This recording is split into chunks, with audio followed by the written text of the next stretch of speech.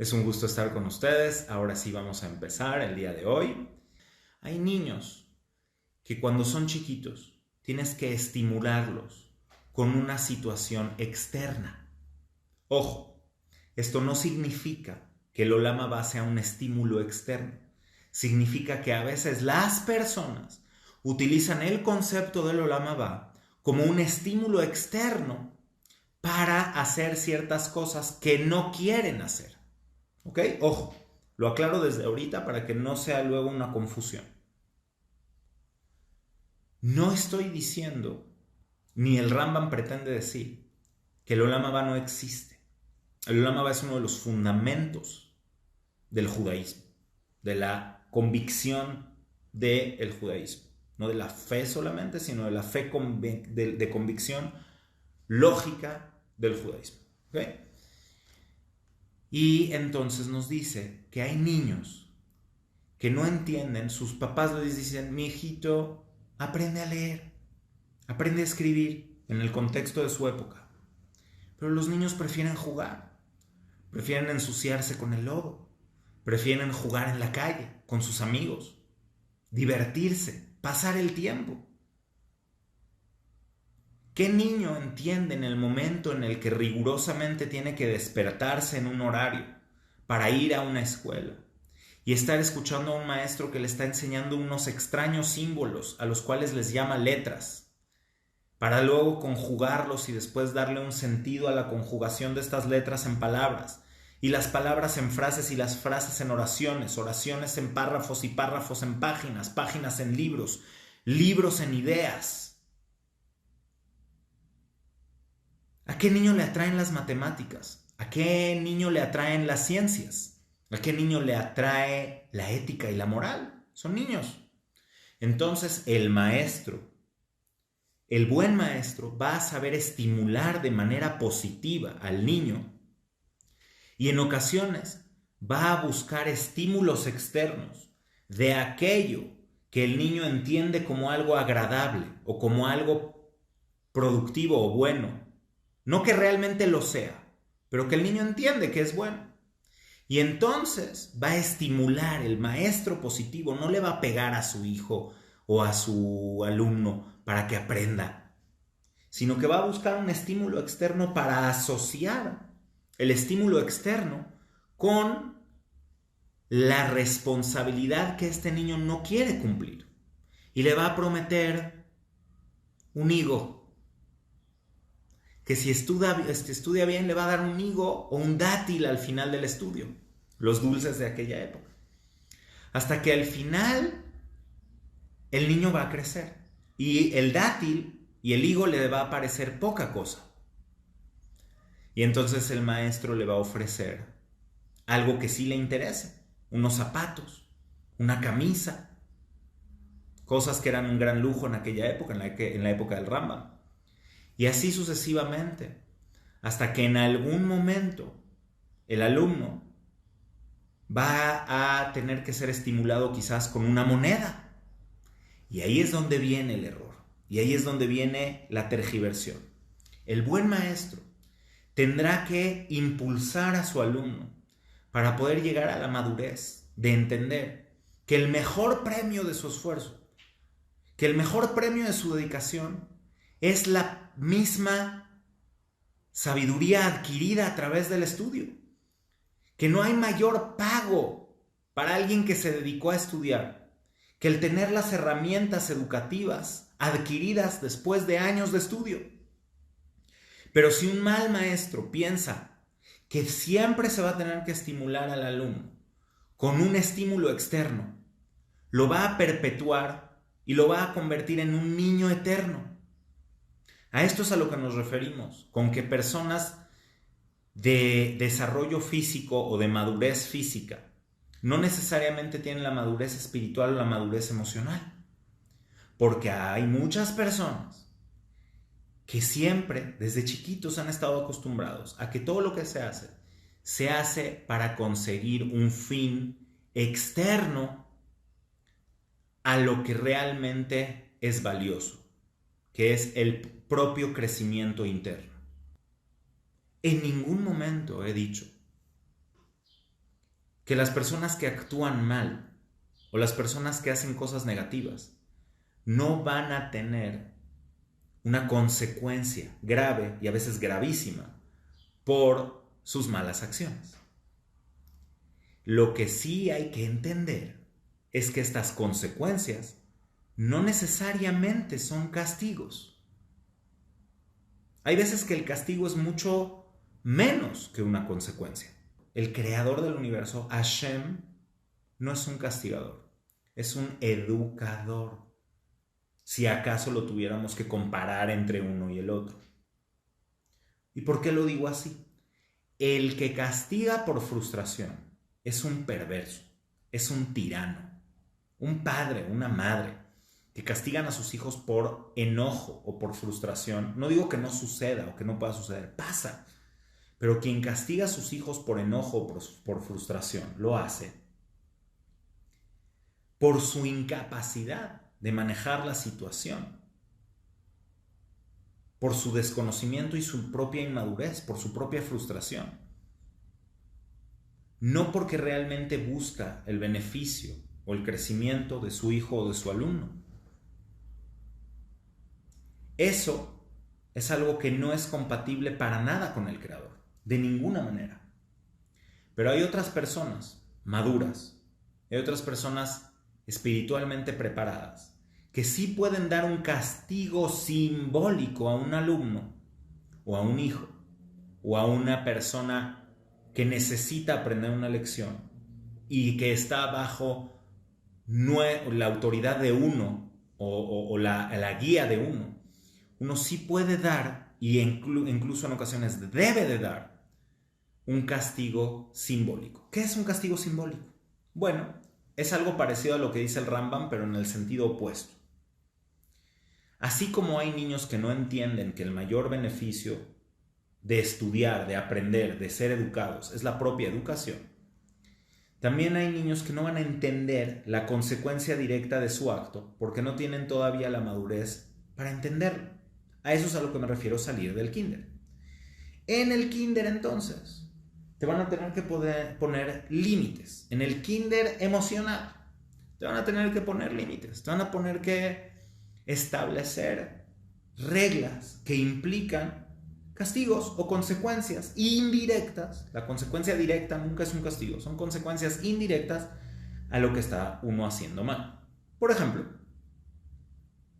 si un niño se alimenta mal, comiendo dulces todo el día, la consecuencia de comer dulces todo el día o de hacerse adicto al azúcar, la cual sería quizás una resistencia a la insulina y eventualmente diabetes, obesidad, y todas las cosas negativas de abusar del alimento, de la comida, de los carbohidratos, del azúcar, la consecuencia directa es mucho peor que cualquier castigo. Pero el niño no lo va a entender.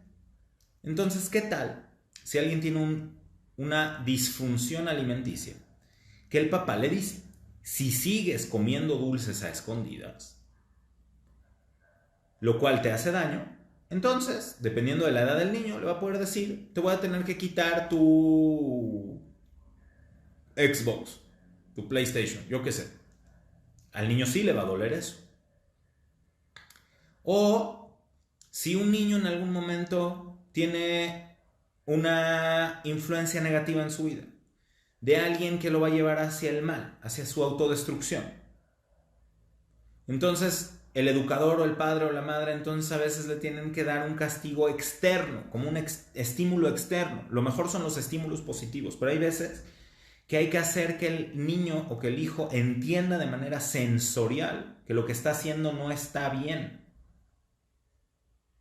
porque en su mente todavía no ha logrado desarrollar la capacidad intelectual para entenderlo. Y muchas veces si nosotros tratamos de tomar a un niño y darle una explicación filosófica de por qué el fuego quema, a lo mejor no lo va a entender y va a seguir haciendo su travesura de meter la mano en el fuego. Lo que queremos es evitar la consecuencia de quemarse con el fuego, o peor aún, con una olla de agua hirviendo. Pero como sensorialmente el niño no lo entiende, hay veces que hay consecuencias o castigos sensoriales indirectos para que el niño o la persona inmadura espiritualmente o emocionalmente pueda entender que hay una retribución negativa a sus acciones. Esto no significa que Dios sea un castigador. Esto significa que Dios es un educador. Y así como los padres van a tener que recurrir en ocasiones a castigos externos para poder hacer que los niños entiendan, que la gente pequeña entienda, a veces así parece que la Torá se dirige a estas personas espiritualmente inmaduros. El Creador nos quiere maduramente espirituales. Nos quiere maduros, nos quiere adultos. Esto lo dice un gran filósofo que se llama Emmanuel Levinas en un libro que se llama Difícil Libertad. La enorme diferencia entre el judaísmo y otras religiones, otras culturas, es que la cultura de la Torá quiere una sociedad adulta, no una sociedad infantil. Por eso el buen educador, el buen maestro, el buen padre, va a llegar a un punto donde va a dejar de darle el dulce al niño y le va a decir, brother, entiende a lo que me refiero. Mira todo lo que has ganado con tu conocimiento. Mira todas las herramientas que has tenido con tu conocimiento. Sabes ahora leer y escribir, matemáticas, ciencias, ética, moral, espiritualidad, Torá. Y con todas esas herramientas puedes potenciar tu vida y llegar a algo enorme. Y con el mal uso de todas estas herramientas puedes destruir el mundo. No es un chocolate, no es un dátil, no es una camisa, mucho menos una moneda. Es una herramienta de poder, no de poder en el sentido negativo. Es un empoderamiento positivo. El conocimiento es un empoderamiento maravilloso. Las buenas acciones, las buenas decisiones son un empoderamiento que capacita para nuevamente hacer algo bueno. Lo dice el Talmud claramente. Sahar mitzvah, mitzvah. El mejor y el único pago real de hacer una mitzvah es la capacidad de hacer otra. Y eso no significa que no hay olam haba. Cuando la Mishnah dice Al tiyu ka'avadim hameshameshim et harrab al menat lekabel peraz, no sean como los siervos, los súbditos que sirven a su amo únicamente para recibir un pago. No quiere decir que no hay una retribución positiva directamente relacionada con las buenas decisiones. Lo que quiere decir es que no sean como el esclavo que piensa que todo lo que hace es para un dueño que tiene intereses distintos a los de él. Y entonces cada vez que él va a ordeñar a la vaca o a arar la tierra, no lo está haciendo por él. Lo está haciendo por el rab, por el máster, por el maestro. O no el maestro, el amo. Y no por él mismo. Y entonces, ¿por qué lo hace? Para evitar el castigo del maestro o del amo. Y para obtener el favor y el beneficio del amo. Hay mucha gente que piensa todavía que Dios necesita de nosotros. Necesita de nuestras buenas acciones. Necesita de nuestra Torah, de nuestras mitzvot, de nuestro Gesed. Por alguna extraña razón, lo alimentamos con nuestras mitzvot, o le damos poder con nuestras mitzvot, o de alguna forma extraña necesita lo que nosotros hacemos. Es entonces cuando el juego del cielo y del infierno, el perverso juego del cielo y del infierno, empieza su rol destructivo en el mundo. Y es entonces donde la gente se aleja de las religiones con justa razón, porque se da cuenta de la manipulación. Pero eso no es la Torá, ni es lo que el judaísmo busca. Puede ser que haya sucedido en otras culturas y que los propios judíos hemos pagado las facturas de estas fórmulas, de esta fórmula de hacer las cosas, de los intereses de ciertas personas que han mantenido en la ignorancia o que han mantenido en el sufrimiento o en la pobreza al resto de la población para poder aprovecharse de ellos, moralmente, económicamente, espiritualmente y en todos los sentidos. Sí, los seres humanos hemos sido muchas veces muy perversos, pero no nos equivoquemos. Esa fórmula no es la que está propuesta en el judaísmo y en la Torah, y por eso lo dice la propia Mishnah. ¿Cuándo vamos a entender que el trabajar positivamente, hacer buenas acciones, mitzvot, estudiar, aprender, crecer moralmente, crecer emocionalmente, es nuestro propio interés, es nuestro propio beneficio? Hoy les voy a revelar algo muy profundo acerca de qué es el Olam Haba, pero solamente se puede entender a través de estos aspectos. El Creador, el Eterno, Hashem, nos dio el regalo de la vida, lo cual es un poder enorme, inmenso. Y con el poder enorme de la vida viene también el enorme riesgo de la muerte. Re'e natati lefaneja hayom, et hachaim ve'et hatov, et hamavet ve'et harra, ubaharta bachaim. Cuando Dios dice eso en la Torah, cuando el Creador dice eso en la Torah, no está jugando, no está diciendo un poema ético moral bonito, nos está diciendo la realidad de la creación. Observa, re'e natati lefaneja, entregué frente a ti, o sea, te lo entregué, te lo di en tus manos. Et hachaim ve'et hatov, la vida y el bien. Et hamavet ve'et harra, el mal y la muerte. Ubaharta bachaim, elige la vida. ¿Qué es lo que está diciendo? Que realmente lo entregó en nuestras manos. Y a eso es a lo que me refiero. Con un judaísmo maduro, con una espiritualidad adulta. Lo que dice la Torah es que el arco iris aparece en aquellos momentos donde la humanidad, por retribución directa a sus acciones, están destruyendo el mundo. Y quizás el mundo debía haber sido destruido como en el Mabul, que es un reseteo de la humanidad, pero Dios prometió no volver a destruir a toda la humanidad a través de un Mabul. Entonces es una forma de mantener a aquellos que sabemos ese mensaje, entender y decir, el mundo va mal, hay que reorganizarnos, hay que darle una reestructuración a esto. Y bueno, investiguen en la historia cuando se ven arcoíris muy fuera de lo natural. Hay arcoíris pequeños, que obviamente son fenómenos naturales, todos. Pero cuando sucede que hay o que aparecen arcoíris de manera abrupta, de una forma muy extraña, casi siempre luego hay algo. Investíguenlo, yo no voy a ser quien les diga estas cosas. Pero el principio del bien común es el bienestar y la madurez individuales. Es decir, que para tú poder generar el bien común, tienes que estar bien contigo mismo. No estoy diciendo bienestar egoísta, que no se confunda. No estoy diciendo que para poder ayudar a los demás primero tienes que ser rico. No. Lo que estoy diciendo es que para poder ayudar al bienestar real, común de la humanidad, primero tienes que estar bien contigo mismo. Entonces por eso se empieza con el tikkun midot.